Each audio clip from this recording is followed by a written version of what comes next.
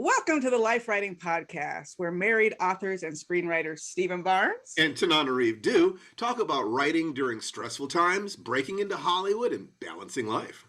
Every week, we'll share major tips on how to build a better life while you create your dream projects. Even if it's only one sentence a day, Lifewriting is the application of tools of writing to life. And the tools of life to your writing. Hey, so episode number, is this number 5 now? It's number 5. Holy cow, this thing just keeps lurching along. We have an amazing guest today that we'll get to in just a few minutes. NK Jemisin. Yay! So excited. It's going to be a great conversation, I can already tell, so be sure to hang on. Yeah, but we just wanted to catch up, as we always do, on some things that have been happening in our lives. And we may need to be artfully vague about a few of them, but we also want to be really honest about what's going on. So pardon us if we're not always extremely clear about what a project is. There are politics involved, and economics involved. So we've been working on a pilot for a major streamer that is an adaptation of one of my novels. Already made a lot of changes to the novel in our initial treatment. So it's a new territory. In some ways, the series picks up where the novel ended, more so than being based on the events so much in the novel. So it's a reimagining already. And after turning in a couple drafts, the execs are still not sort of seeing where the series is going. They're not quite getting it. And we've been asked to go back and tackle another revision, which, it's challenging. It's probably the most challenging part of screenwriting for me.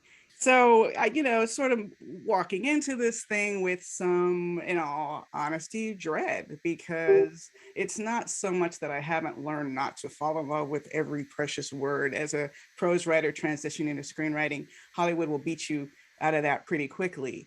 But literally just sort of feeling like I didn't quite know what they want. And this idea of turning in a new draft that will shock and awe them. Obviously, it would have to go beyond, like they'll say, trim out this, cut it down to this many pages, move this event up to the 4th act. But those were the kind of half measures that we did in the last revision, and it didn't work. So when Steve and I went into our story meeting Friday to talk about the treatment, and we're going back to treatment with this pilot too. It's not just looking at the old draft and moving things around. We are starting as if it's new, and Steve had the most amazing idea. Well, the idea that I had comes from the realization that, okay, if I start with the assumption that the executives are just as smart as I am, but they're coming at the question from a very different direction. In other words, they're coming down from the money people, whereas I'm coming up from the dream. And what we're trying to do is kind of shake hands. Right. They understand, they go to workshops by Robert McKee and John Truby and things like this to be able to understand story enough to be able to have conversations with us. But they don't understand story the way we understand it. They understand it from the outside in. We understand it, hopefully, from the inside out. So what they're really saying is, when they give an idea, they're not really saying, do the idea I said. They're saying, do something that serves the same purpose that that idea would have, or that I would have come up with if I had had your life experience and was spending as much time thinking about this. What they want is to be surprised. What they want is to be put into the dreamer space. In other words, to absorb your story and to go into a story trance. And it's like, oh my God, I have to turn the page and find out what happens next. That's what they want. They don't want the thing that they asked you for. What they want is to be astounded and delighted in some way that they did not expect, that also covers the thing that they said. They haven't had the time to do that. So my thought was, what is it we can do in the first few pages that will have them have that, oh my God, we're not in Kansas anymore, Toto reaction, so that they are now in the story space. Rather than seeing something that they've seen 5 times before in different stages, they're seeing that story told to a beat that they did not expect. And without being too specific about it, we're basically taking an event that was going to happen in the last act, or happened in the last act of the previous version, and moving it up to the end of the first act, which opens up all kinds of blue skies and green fields for us to reimagine this story, establish what the series is. That was the question. It's like, at the end of this episode, how do I know what the series is? Well, we'll just start. We're going to start a series already in progress, much less character development, but I think we can pull it off. We learned when we made our short film Danger Word with Frankie Faison and Saoirse Scott that you don't need 2, 3 scenes of development with the characters to grow to love them. You can, Well, I mean, we were that's just the thing. watching World War Z. They did it in 10 minutes. So it's it's not that we have less character development. It's that we have less time for character development. Yes, less But in time. that sense, character development, like any other quality in a work of art, would be a cubic meter, rather than So it's like, so we have to go deeper. That the interactions, the words, the images that we choose have to be chosen more carefully, because it's not going to have as many screen minutes in terms of duration. One of the real breakthroughs was and I have to be cagey about this, was the realization that because of something that has happened culturally, we have a shorthand for something that was extraordinarily complicated in the story. That Right. because of something that has happened culturally, we can make references to something that used to be, like people roll their eyes, what are you talking about? And now it's more part of a common conversation. Yes. So it's like, what is the language that we're going to use? That the purpose of an image or a word is to trigger an emotion. You're trying to trigger a cascade of emotions. And if you have a concept that is so complicated that people have to stop and do a Scooby take, you've popped them out of the story. Right. Suddenly they don't understand what's going on here. And as soon as they're thinking what instead of feeling, you've lost them. That is the moment at which the executive is reaching for the hook. So remember, these people are smart. They want to succeed. They want you to succeed if your success helps them succeed. So it's how can we do this? How can we use this person as an ally as opposed to an adversary? I What do we need to do? I consider it like a Rubik's Cube, really, for me, trying to figure out Hollywood. There's the how do you write a script part, there's how do you pitch that script part, and then how do you work within this community, which is what it is, this whole village of people who have opinions, executives and producers and, whomever else you're working with, to also hang on to that creative spark that gave birth to the project in the first place, without just getting cynical or throwing it away or just doing as you're told, because that's never going to produce anything great. That's right. It has to come from within, not from without. But how do you do that? That's what we're figuring out. But I'm really excited, honey. I think we're going to start working, laying that to paper today, and I'm really excited about it. Shall we introduce our amazing guest? I think we should do that. Yeah, and this guest has probably won an award since this particular bio was written, but at the time of the writing of this bio, I think so. N.K. Jemisin is the first author in the genre's history to win 3 consecutive Best Novel Hugo Awards for her Broken Earth trilogy. Her work has won the Nebula and Locus Awards. She's a 2020 MacArthur Genius Grant Fellow, just like the late, great Octavia E. Butler was. That's Octavia's house behind me. Oh, I was trying to figure out what that Absolutely. was. Okay. That's Octavia Butler's house. It was on West Boulevard near Washington. And that's where she lived for years. We lived within walking distance of each other. So we would get together for dinner and lunch and talks frequently. And of course, it's fitting that house is behind Steve, because she was very close to Octavia, and you appearing in the genre, and well, our guest is N.K. Jemisin, people. Nora, as her friends know her. I hope it's okay if we call you that. Of course, of course. Thank you so much for coming on the Lifewriting podcast, and thank you for inviting me. Wow, you're our first novelist guest. So that's exciting.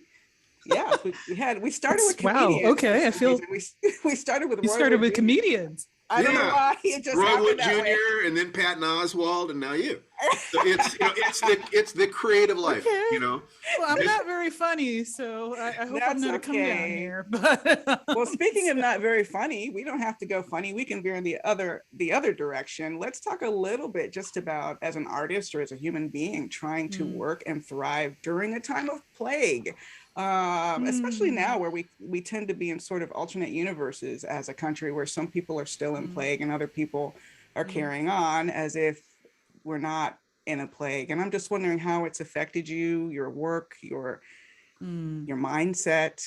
Yeah, I mean, I've been, like a lot of writers, struggling for the last couple of years. My last published book, The City We Became, came out at the beginning of the pandemic, like literally March 2020. And immediately, like a bunch of reviewers kind of hopped on it to say, oh, this is a great pandemic book. It's talking about a figurative plague. Obviously, I was not anticipating COVID-19. I Right. was talking about, in the story, I talk about gentrification as a kind of symbolized plague. Mm-hmm. And that just happened to resonate with a lot of people, I guess, at that time. Um, and so the catch, of course, now is that now that I'm writing the second half of that duology is what it's going to be. Do I acknowledge COVID, because it's my first set of novels set in the real world, and it was meant to be as realistic to New York as possible, aside from the fact that I destroyed the Williamsburg Bridge with a tentacle of Cthulhu. Anyway, but that apart. It was meant to be kind of a realistic engagement with New York as it was. But New York has transformed, like, completely in 2 years. It is a different city from the one I started writing about. And so I've had to kind of pivot to try and, like, do I incorporate COVID and be dated at the moment that the book gets published? Because things that I write at this point might not still be there a year from now or 2 years from now when the book actually comes out, and yada yada yada. um so and honestly, just writing, the act of writing has been infinitely more difficult, Mm. particularly with this book that is set in the real world. I intended this series to be my lighthearted palate cleanser after The Broken Earth, because I needed that, because my mother passed away while I was working on that series, because I was just dealing with a lot of dark stuff at that point. I wanted to write something brighter. And then the world turned real dark. And, like every artist, I try to write what's in my heart. What's in my heart right now is not lighthearted fun. And so I've had to continue working on this series that is supposed to be lighthearted fun when I'm just spiritually not there. So, it's been a struggle. I've never had that much difficulty writing this book as I have with with writing any book as I have with this latest book. It's probably taken me a year longer than it normally would have. Um, I've found myself just not wanting to write it, period. But of course, I've got to get it done. Um, and Does I not found wanting myself, to, I'm hmm? sorry. I'm Oh just no, wondering if yeah, not wanting to write on this book also translates to not wanting to write, period. no. Well, the weird thing is that I've been writing fan fiction out the wazoo. I don't talk about my fanfic. I don't want anybody to know where it is, because it's just for me and friends.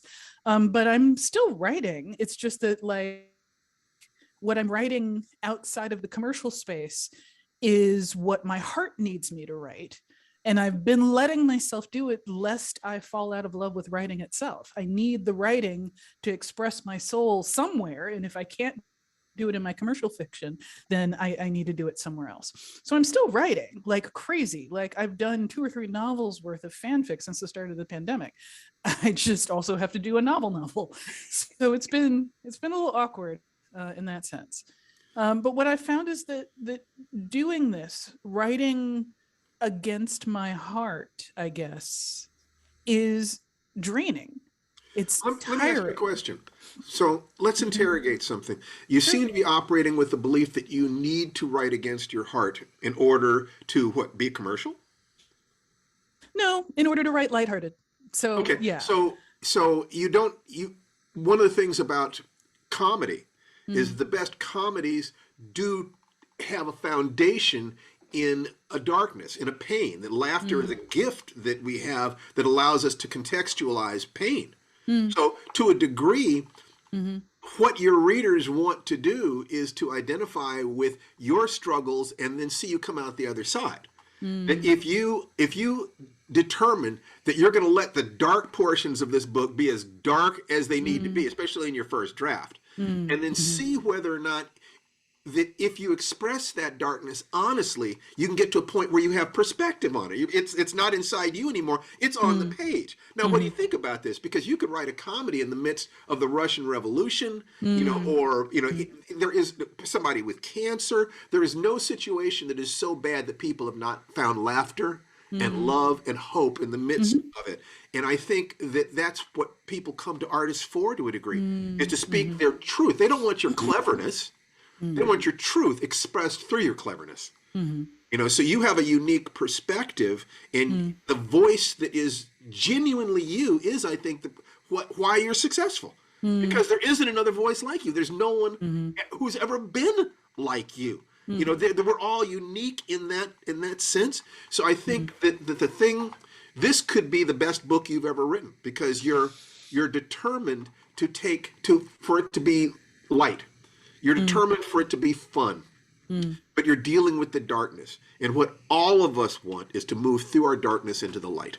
mm, So, it could be that you're simply looking directly at the gift that you have to give to the world, mm. rather than an obstruction. It's just a perspective.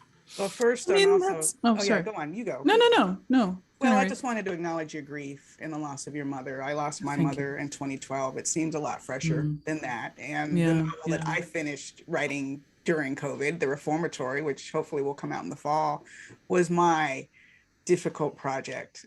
Probably Mm. took me 7 years to write Oh, it. So wow. that'll make you hopefully feel a little bit better about wherever you are in your process. But I just wanted to stop and Yeah, yeah. acknowledge that, because it's a tough loss. And Mm, I'm very happy that you have found a creative spiritual home in that fan mm. fiction to sustain you.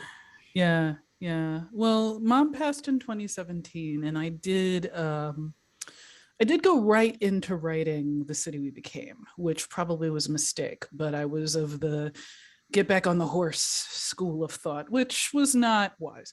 I did finish the book, and I did channel more of that sort of dark feeling into it than I probably initially intended to. And then I fixed a lot of it in revision. The problem is I had just done that with The Broken Earth. I had just let all my dark flag fly with The Broken Earth. I just didn't want to do it in this case. And Mhm. so we will see what the end result is, and we will see what readers think of the end result. But I've got other projects brewing in my head, and those are probably going to be a little closer to where my heart actually is right now. The problem is that when you decide that you're going to write about the real world, you are then constrained by what happens within the real world. And our society has changed so rapidly in the last few years. Like I said, New York's not the same New York. So, it's just kind of difficult to wrap around that. I would think that that's, once again, serious fodder for writing, because your Mm, your readers are mm, also dealing with future shock. mm, That basically the world is always changing, but right now it's changing so rapidly that we can see it. yeah, And that, I yeah. think, is driving one part of the political spectrum nuts. I mean, they're literally, there's been too much change too rapidly. And I Mm, think, once again, not to beat a dead horse, that is part of the gifts that artists have. We mm, take the time to think these things through, feel these things through, and then we tell stories. And to the mm, degree that those stories reflect and engage with the real world, we deserve the money that mm, the people who dig ditches and repair the streets don't mm, have the time to go into their feelings, but they're mm, trusting that their artists will make me mm, laugh, make me cry, make me think, let me mm, scream, mm, let me deal with these things. To that degree, artists kind of professional feelers, just mm, not bearing those feelings the mm. way people often have to, just to get through life, just to earn a living. And right Yeah. now, New York is changing that rapidly. It is an opportunity as well as a challenge.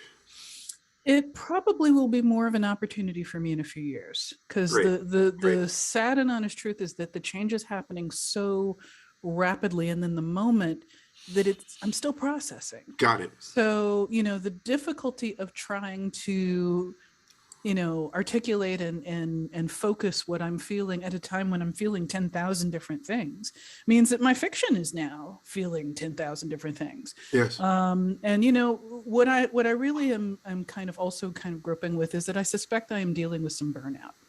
yes, And since we're talking about like writing issues, I'm gonna be real honest here, is that like I don't feel the joy in my commercially oriented writing that I used to. And some of that is just simply, I've been doing too much of it lately. I haven't taken enough of a break. I did take a break after I did The City We Became. It took a year off before I decided to do the second book in the duology.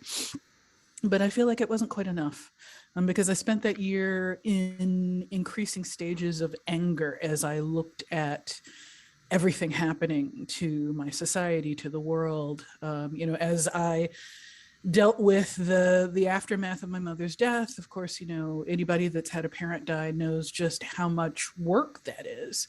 So it's been a lot. It's been a lot, and I think I probably just need some time to kind of chew on all of it. Is time the best healer for you? Generally, yeah. If I have Great. enough space to, like, time works for me if I don't do anything in it. Yeah. My problem is that I'm a little bit of a workaholic, so I can't stand not being busy. And when I give myself something like a year off to work on something, immediately my brain goes to, well, I need to do something in this time. I need to try something new. I need to travel, whatever. And but with COVID, I haven't been traveling either, so that's No, one of COVID my outlets is gone. So ruins everything. I follow you yeah. on Twitter too, Nora. So I know that one of your coping mechanisms from time to time. Well, social media is both a coping mechanism because it represents connection. It gives us an opportunity to share information, but at the same time, we're bombarded with just so much negativity that I know that from time to time you just step away. Oh yeah. Yeah. I mean, I started doing that at the beginning of Trump's presidency, because I realized this is a man who thrives on making people crazy, and I wasn't going to let him do that to me. Right. So I started, and I realized also that I probably had a social media addiction. I always thought of myself as someone who just used social media, like just to talk with friends, that kind of thing. But I started realizing that, like, I would click on Twitter when I was working on something else, just habitually. Like, it wasn't even, I wasn't thinking, it was just like, da da da da da, write a paragraph, do this other thing, pet the cat, open Twitter. And I had to, like, kind of stop, like, because there's a whole dopamine cycle, there's addiction associated with this. So I started weaning myself off down to like an hour a day by like 2018 or 19. And now I'm doing like roughly an hour a week. So I Wow. pop on mostly if I've got like an announcement to make, like I'm going to be talking with Tanana Reeve and Stephen Barnes in a few minutes. And, on this great new podcast that they're doing, I'll give you details when I know more. And then while I was at it, I tweeted a bunch of stuff about like political headlines. And now I'm done. I've had enough Twitter for the day. I don't want to see any more Twitter. So That's impressive. And by the way, if what you described is an addiction, then we need a support group, oh because dear. that cycle of writing a paragraph and then clicking onto social media, especially when I'm on deadline, if that happens more than twice, I shut down my Twitter tab. But I have not Oh. taken it to the lengths you have, like confining yourself to an hour a week. That is super impressive. May It's I? not even a confinement. I feel better since I Ah, stopped getting on Twitter frequently, because, like, you can't look at headlines 24/7. You cannot process the 24-hour news cycle and stay sane. There are So there's so many different ways to deal with stress. Stress is not the problem. Strain is the problem. Stress is, pressure per unit area, and strain is deformation per unit length. This is what hurts us when we take he's so much crumpling up a stress. piece of paper. Yes. Who are listening on audio. It is when we take so much stress that our bodies, minds, and spirits cannot healthfully adapt to them. So if you feel like you're in an addictive cycle with I've got to find out what's going on, I got to find out what's going on, just kind of in a low level emergency state, you might take a look at the things that do help you. And they're going to be in one of three arenas. It's going to be something you do with your body, something you do with your attention, or something you do with your languaging. The words that you use, what you focus on, and the way you move your body. If you've ever liked dance or yoga or Tai Chi or anything and found that helped you center yourself, then I would strongly suggest that at least once every 3 hours, you just set a timer and do that for 60 seconds.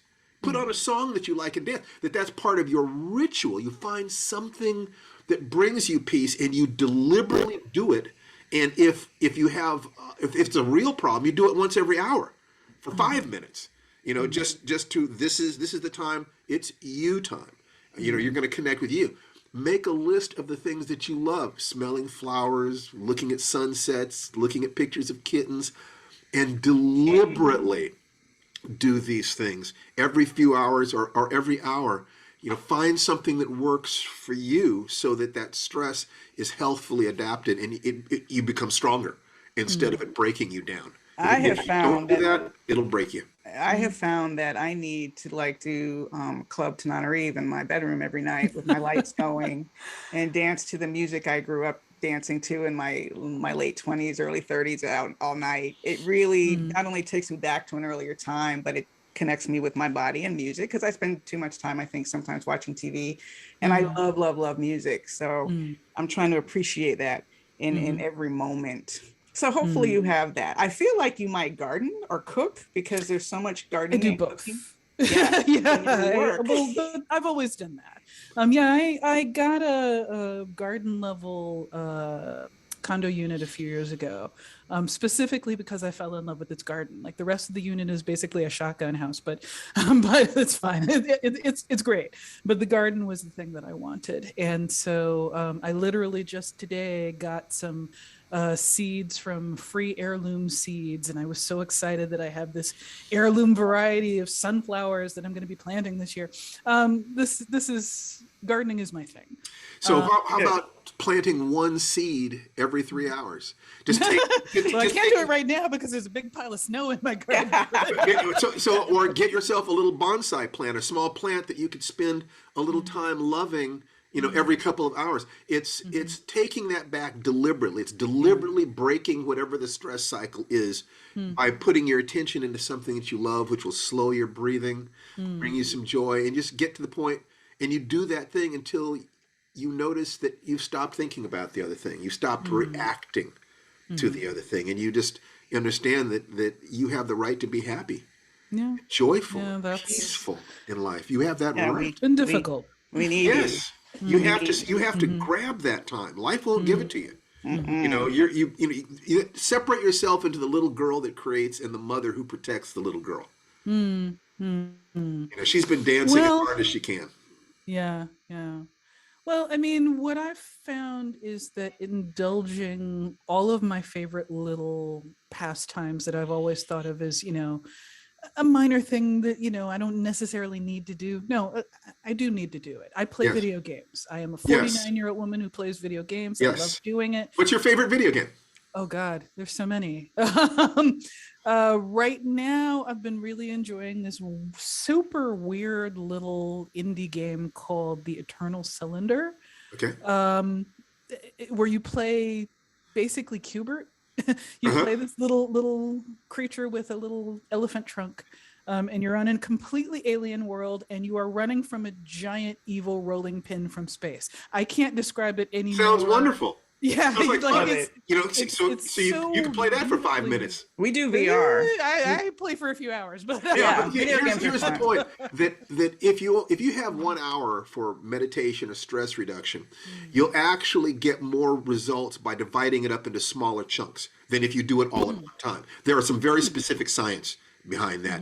It has to do with synaptic facilitation and some other things. But if you have that hour, and so if it's 5 minutes on there, and that's the reward. For spending 2 hours typing, is you get to spend 5 minutes, 10 minutes playing a video game. Just find something that breaks up your day, because all successful people are obsessive. We cannot get where we're going unless we become obsessive, and that obsession can hurt us. So become obsessive about being healthy and balanced and happy.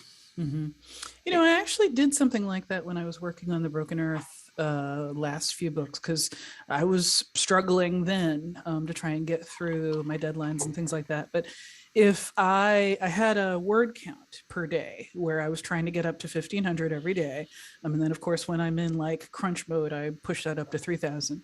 But I rewarded myself every 500 words by going to play a round of whatever game I was into. Yes. That's Yes, great. And exactly. that made the day pass a lot more easily, and it did take away a lot of the stress Fantastic. that I was feeling from like, oh god, I've got to get to 1500, there's like 9,000 more words left to go. But yeah, it definitely does help. I Yeah, take it instead It's of back. that, it's important. several more rounds of your game to go. Yes. So Yeah, that just does reframe it completely. you are the instrument that does. You are the tool. You're the axe that you're using to chop down the world. Mm, And if you don't sharpen yourself and renew yourself, that axe gets duller and duller, and you end up chopping mm, more and more and getting less and less done. So it's mm, simply time to sharpen your axe some. Relax, mm, love mm, yourself. You've worked so long and hard to get to mm. where you are and to get the acknowledgement that you've gotten. And like I said to you before we went on the thing, I am so proud of you. You are exactly what I was hoping would come up, and others Mm, like you. That it is no illusion that you went through stress. It is no mm, illusion that people have both responded to you and jumped on you, trying to hurt you and stop you and knock you down. mm, You really are that person. You really mm, are that, and you need to renew and protect yourself. mm, If mhm, I may, I think this might be a good time to sort of take you back to the beginning, Nora, because as I mentioned, this podcast is airing at the start of Black History Month, which made me mm. think of your great short story collection and the title "How Long Till Black Future Month." How about that? But Mhm, also that essay you wrote about sort of inserting yourself in the mm, fiction and making the decision to write even when you didn't feel that there was a market waiting for you, but mm, just pure self-expression. mhm, If you could go back and tell your younger writer self mm. one thing, what would it be?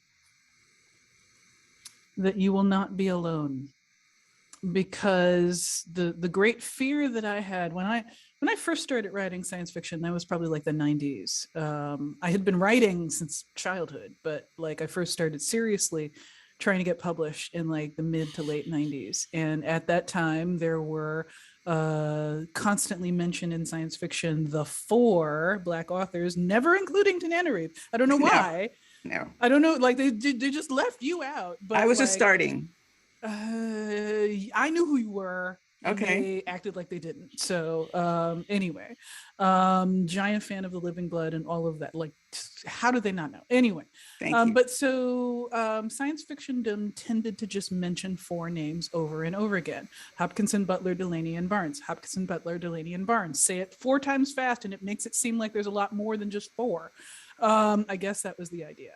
And so when I first started out, of course, my thought was, I don't think I have a snowball's chance in the world if they're only allowing this small number, because I knew full well, like most people in my generation, we knew that there were plenty of black fans of science fiction, Let me tell you plenty of black something, nerds. sweetheart. There Mm-hmm. is there was an attitude among editors that black people did not like science fiction. Mm-hmm. Oh I yeah, we heard actually all of had that. one female editor argue with me about it.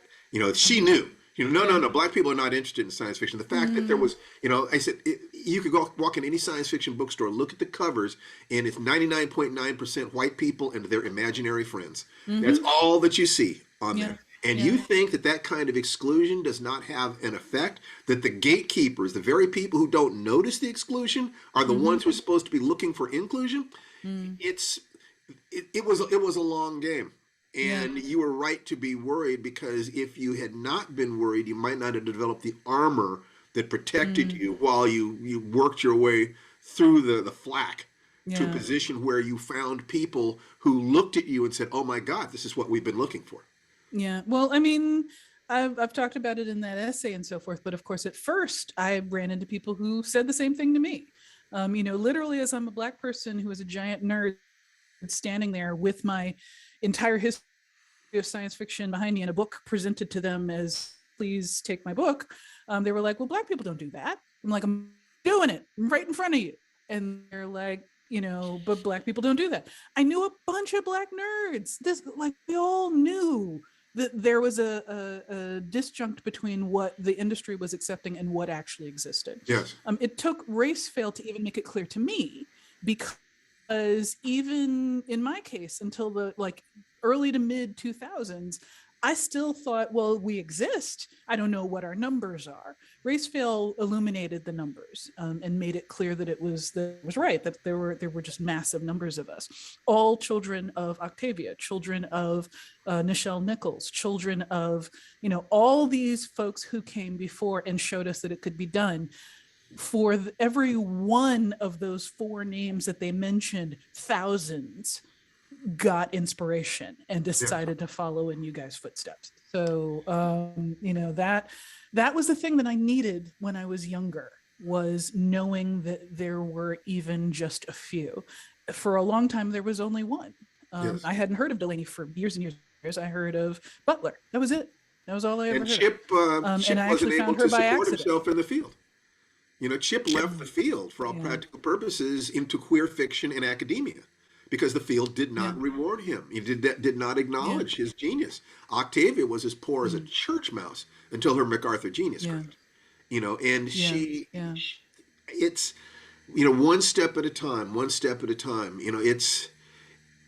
There are people who are going to stand on your shoulders who are going to be astounding because you had the courage and the strength to take the bullshit and keep going. I can't wait to see them, and any amount of flack I can take that will make it easier for them, I am content to do that. So absolutely, and I can't wait to see them. Be strong. Yeah, I can't wait to see them. You're stronger. These people are resisting because they are afraid to watch the world change. It's be strong, be merciful and kind to a degree, but do not let them change your commitment to your art and your protection of your heart ever. Yeah. And that's one of the things. Oh no, you go, please. I was just going to say, and that's one of the things that I've had to kind of try and work on with myself is, I've been angry for the last few years. I used to be hopeful, and without that general hopeful feeling, then the anger is on the brink of taking over, and I've had to step back for that reason. Like, I'm starting to do a lot more planful. Like, I just went on a retreat to the Highlights Foundation. The people who make the children's magazine. Oh yes, Highlights. Yeah, they have a little, not compound, that makes it sound like some kind of creepy militia thing, but they have a facility out in rural Pennsylvania. And yes, I know rural Pennsylvania, not the best place to be a Black person, but anyway, it's a wild little thing where it's like this gorgeous campus in the middle of the woods. There's trails to hike along. You get a little cabin to yourself where there's nothing to do but write. There's no TV. There's like crappy Wi-Fi. You got rabbits to look at and deer and write. That's it. I mean, it was wonderful. Yeah. And the fact that it's individual cabins made it relatively safe during COVID. I and some friends who had been extremely careful drove down to this place. We had to drive with the windows open to kind of make sure we got the right air circulation and yada, yada, yada. But we drove down, we did our meals takeout. They provide meals for you. They have a personal chef there who cooks for the retreat people. So that was great. And it was one of the things that I kind of needed to remind myself that I'm still into this, that I still genuinely enjoy it. I ended up breaking new ground on a new short story. I ended up, kind of chewing on proto ideas for proto novels, things that I have not done in years. I have not taken the time and the space to just kind of listen to my inner artist for years. So I need to do more of that. I'm so glad you mentioned short stories, because that's a good segue. Yeah, it is, right? Because I know you don't write them often, and obviously you're on deadline for a novel, and a lot of people know you not just for novels but for novel series, which are so big in scope.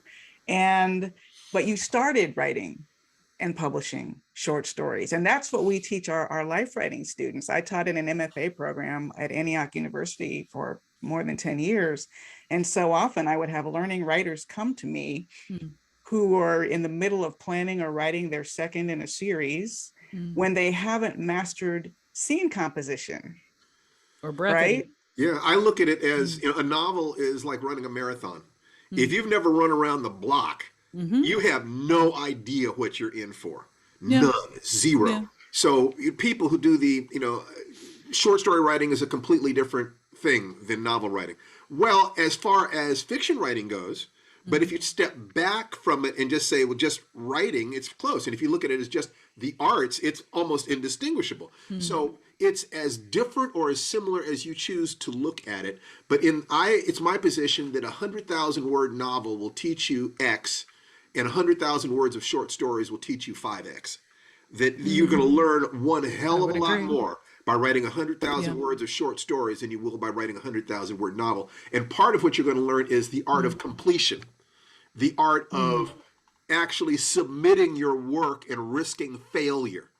It is the emotional components of the arts are as important as the technical or craft components of the arts. So you're learning about yourself, you're learning about the field, and then you're working on characterization and theme. You in your forward to your short story collection, you talked about that a little bit. Would you tell us what it is that you discovered about the value of writing short stories? Well, first to clarify, I wrote novels up until maybe early 2000s, nothing but novels. I literally was, as a child, I wrote novels. They were terrible, but I wrote them. So it was not until I went to Viable Paradise, which is 1 week, I think it's now 2 week actually, but it's a writing workshop in residence. And it's similar in style and makeup to the Clarions. It's just 1 week instead of 6. And while I was there, I got encouraged by the instructors to just try writing short stories. I thought of myself as a novelist at that point already. I could not see the value in it. And then I started deliberately trying to write short stories. I spent a year very planfully. I'm going to do nothing but short stories for 1 year. So I got subscriptions to FNSF and a couple of other science fiction magazines, started reading Strange Horizons and stuff like that. I joined a writing group. And then I wrote short stories and I submitted them to the writing group. And when we were done with that, we submitted them to magazines.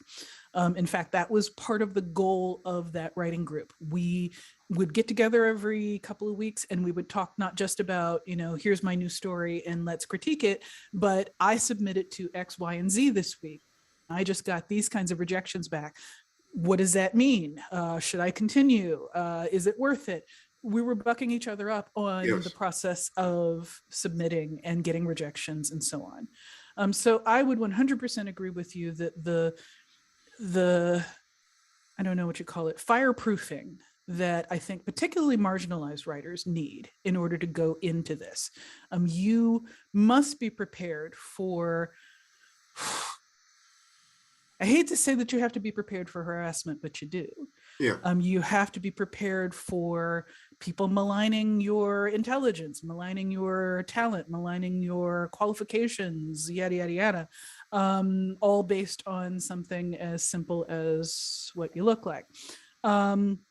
But going through the process of rejections somehow prepares you for that, because there's nothing more personal than taking a chunk of your soul, putting it in a short form, presenting that chunk of soul to a complete stranger and having that stranger go, wow, that's kind of ugly. Or like, not for me. Or saying, here's some money. Huh? On the other hand, or giving it to a complete stranger and having them say, here's some money. I would like to bet my mortgage on your talent. That's a wonderful feeling. It takes a while to get there. Feeling. It does take a while. You got to deal with the other shit first. Yes, yes, you do. You have to kind of keep your eyes on the prize. You want a stranger to give you money. Yeah. that's true. Very few authors sell a story right out of the gate. It's true. So, I would say that the average writer writes and submits about 30 short stories before they get their first acceptance. Okay. Somewhere between 20 and 30 seems to be the average for really successful writers, but sometimes it's over 50. I've seen over 100. Those are the people who you can't keep them down. Anyone who's willing to write 100 short stories and have them rejected constantly, that is unstoppable. That's fireproofing. While we've got you, I'd love for you to discuss just a little bit, how do you conceptualize fiction? Just what to you are the components of a story? You know, when you start to work on something, what is your you know, there is the process of writing, and then there's specifically what is Mm-hmm. story for you? Huh. Um, well, that's the, how the heck do I define that? Um, for me, what it all comes down to, I am a character focused writer. There are lots of different kinds of writers out there, people who like ideas, people who like the setting. I am primarily a character focused writer, which is kind of ironic because people kind of seem to love me for my world building. But I think of the world building just as a backdrop to character studies that are far more interesting to me. So, you know, when I start out with an interesting world and an interesting idea, it's still not a story for me. It's not alive. Even if I've got a plot, it's not alive for me until the characters start to live and I want to know what happens to them. You know, I don't have to like them. In fact, many of my own characters I don't like, but I still want to know what happens to them. And that's the part that matters to me. So once I start caring about this person's story, then it becomes something to me. Um, with short stories, I did have to make a significant adjustment because short stories tend to not be character focused, or at least not primarily so.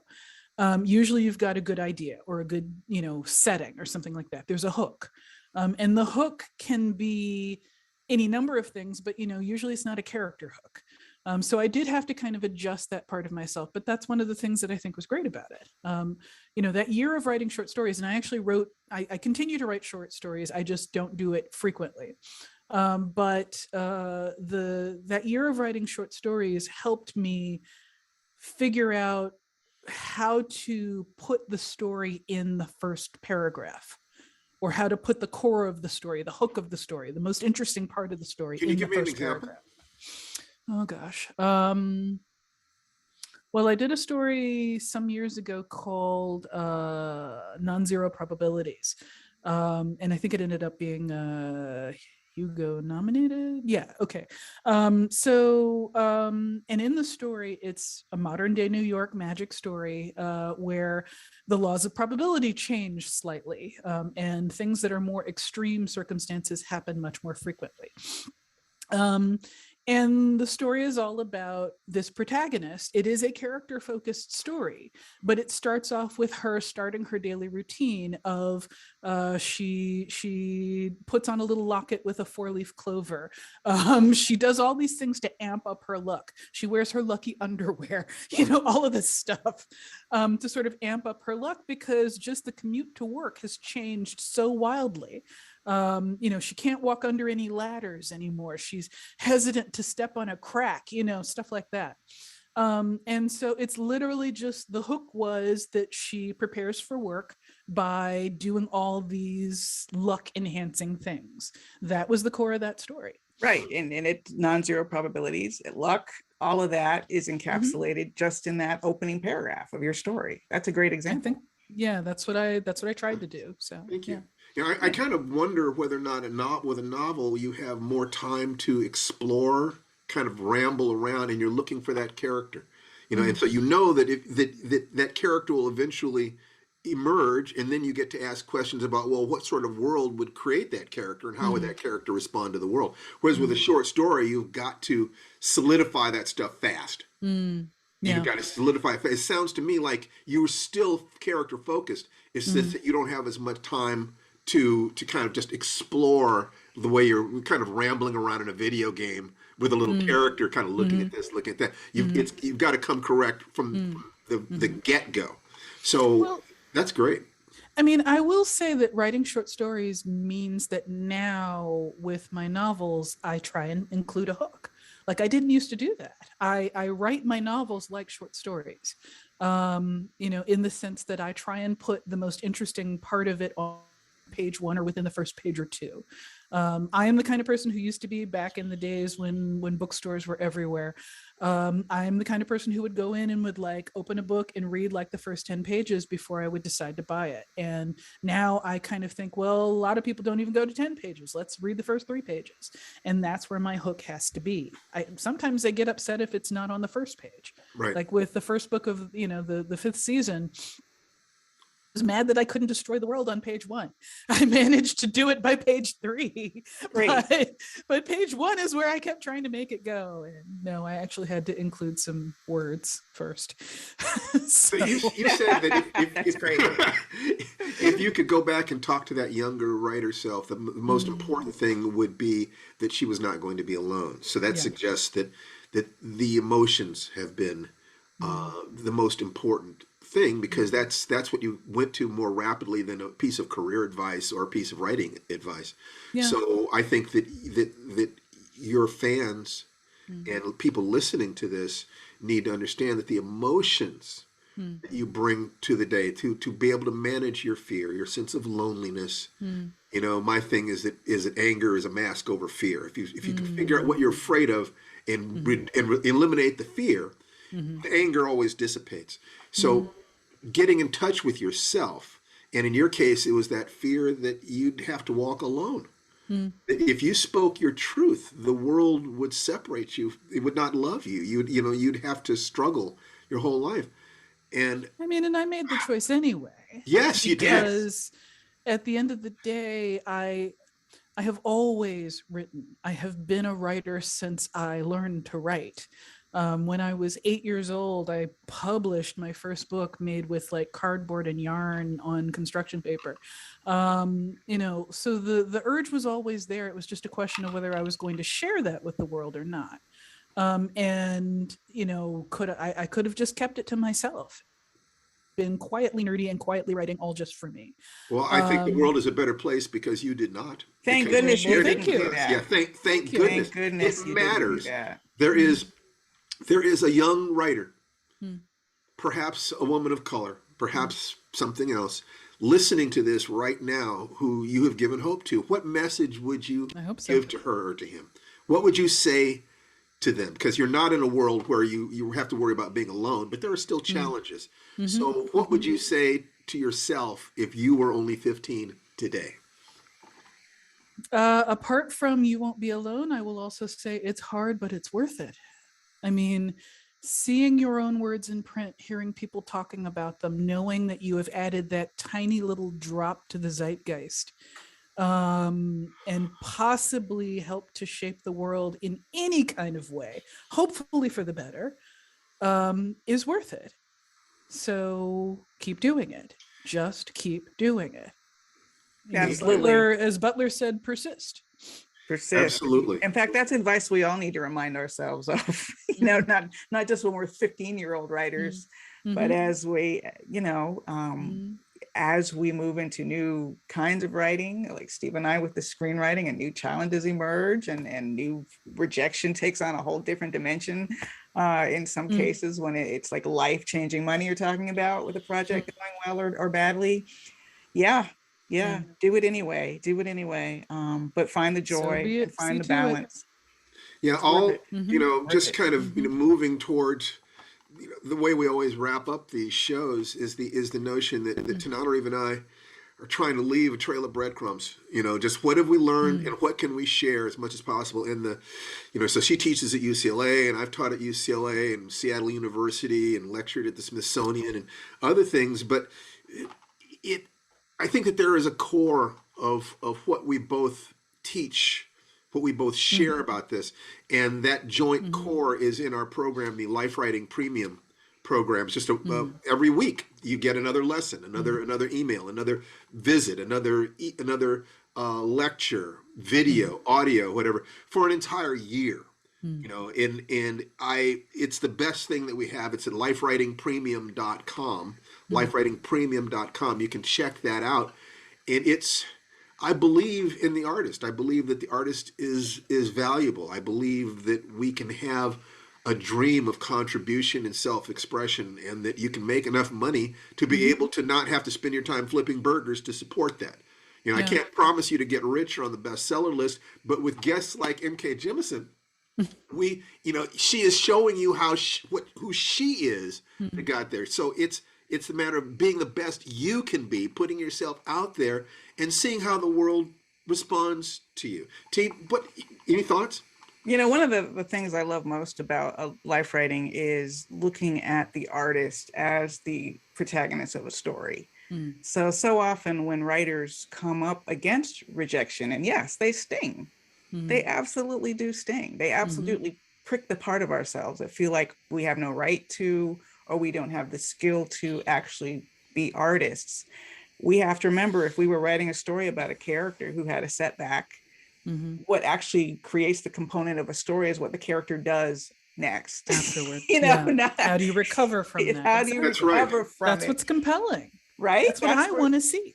Exactly. That's what we're Mhm, all trying to So see. So using that problem solving ability that you'd use in a story to look mhm, at the problems in your own life and mhm, say, if the meaning of life is to be happy, mhm, and writing makes me happy, and I want to spend as much of my time being happy as possible, I want to spend as much of my time writing as I can. mhm, How can I mhm, overcome the obstacles that stand between me and that life? The mhm. exact same skills you'd use writing a story about a writer are the skills that you can use in your life as a writer. Mm, so That's all I'm saying. So, mhm. good listeners, especially those of you, of course, who are writers, check out www.lifewritingpremium.com. We say that's the sponsor of our podcast because we are a self-sponsored podcast. But they are the sponsor. And go on and create your own life's journey and write the work of your dreams, even if it's only a sentence a day. It doesn't have to be 5 hours a day. Just write in the creases if you have to. NK Jemisin, thank you so much for Thank you joining for us on our inviting little me. Thank baby you for having me podcast. on. This was fun. I'm Yes, it glad you had was. fun. I haven't seen you since we were at the Folger Shakespeare Library. I forgot to mention that. That was Oh when my we gosh. we took part in an Afrofuturism Was event that in like 2019, I want to say. what that was a long time ago? It Was it was a longer long, ago than that? Was it? It feels like forever because no, COVID. I think it was about 2019. So It that was feels like a, 200 years. and I know, and like to your point, things changing so quickly. We Mm, just have to sort of get our bearings in the mm, world as artists too. But thank you so much for sharing your journey with us, for your candor. And I'm sure there are many writers out there listening who realize they are not alone, mm, not just in the field, not just in the genre, but in their struggles. Where can mm. they find you? Do you have a website, a I place do. that your fans and people can hook up with you? I'm at nkjemisin.com. They can still find me on Twitter, although not as frequent as I used to be. Honestly, that's about it. But One of you're the things there I, at NK Jemisin, correct? yeah, nkjemisin.com and nkjemisin on Twitter. Great. Okay. Thank But you. yeah, Very. And do you have any last thing that you'd like to share before we close up? no, not really. Okay. Great. It's been Come up with them. We wonderful. talked about it all. Yeah. So, T, why don't you give us Thank the you wrap up? again. Thank you again for joining us on the podcast. Catch up on the previous podcast if you missed them. Last Yeah, week I we will. talked about Jordan Peele's surprise visit to my classroom at UCLA and how we turned that into an episode of The Twilight Zone. We had Patton Nice. Oswalt, we had Roy Wood Jr., Nice. and we have lots of exciting things coming up. So thank Yeah, you for if you'd listening. like to find out more about the podcast, you can put yourself on the mailing list at lifewritingweekly.com. And just it's always wonderful. And, Tananarive, thank you for being in my life and sharing this journey with me, sweetheart. Aw, thank you, baby. And thank you, and Kay Jemison. Let's all go and have a great writing day. Yeah. Take care and be the hero or heroine in the story of your life. Bye Bye bye. bye. All right, I'm stopping.